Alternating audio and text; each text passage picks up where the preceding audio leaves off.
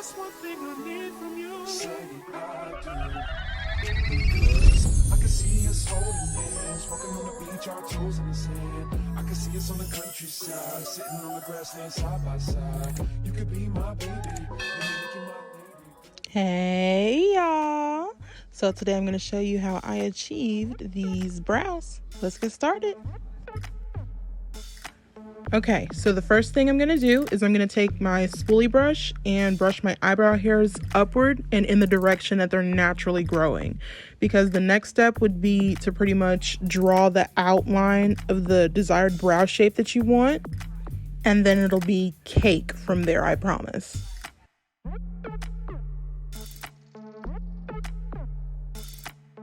Next, I'm going to go in with my Instant Lift Brow Pencil by e.l.f.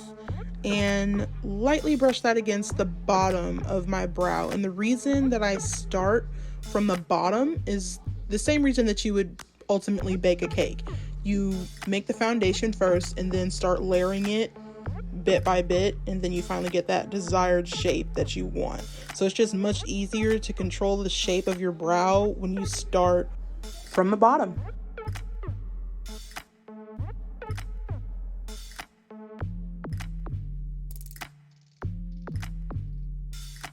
So next we have our Ruby Kisses 3D Contour Artist Cream Palette.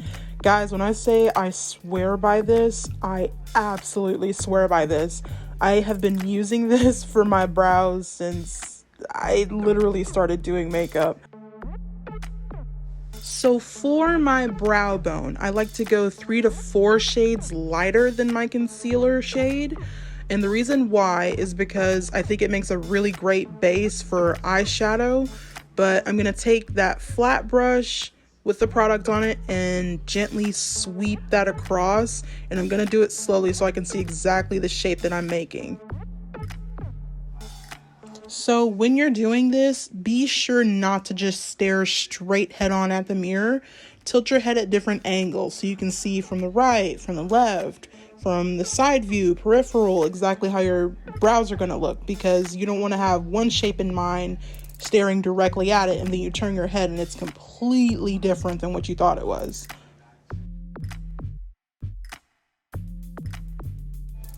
So as you guys can see, the shade that I'm using on the top part of my brow is significantly darker than the shade that I used for my brow bone. And the reason why is because you're going to put foundation on your forehead. So instead of just using one shade of concealer and having to continuously blend it out, put foundation back over it and blend it out, you can find that neutral shade somewhere in the middle. Like, actually, the color that I'm using right now is my winter foundation shade.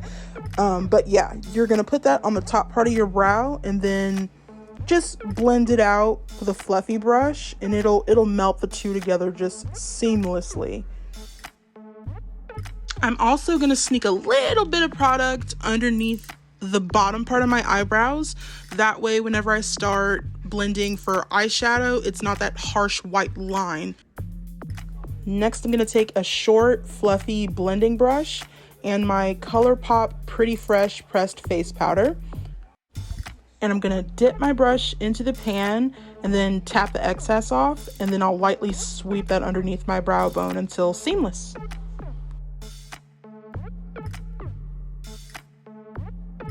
So while you're here, I want you guys to leave down in the comments, what age did you guys start experimenting with makeup? I'm curious.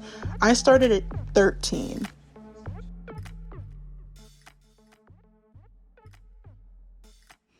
And after that, you can go ahead and start blending out the top part of your brow. And automatically, you can already see how seamless that blend is. And I haven't even put the foundation yet. But yeah, you just repeat that on the other side and you are literally done.